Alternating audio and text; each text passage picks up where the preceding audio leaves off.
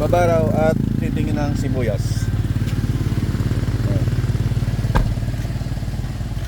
Ang sibuyas. Hingit na kayo ng kali. Gilid kayo. Wala ka na bang radyo dyan? Baka sira yung ano, yung radyo. Eh, layo-layo, malinaw kami. Kaya, palitan mo yan. Ito naman, 10 kilo. Dito, 60 isang kilo.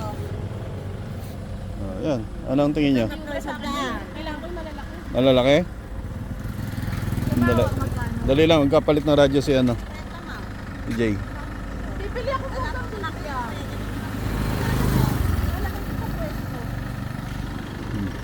Kailangan ko po kasi malalaki.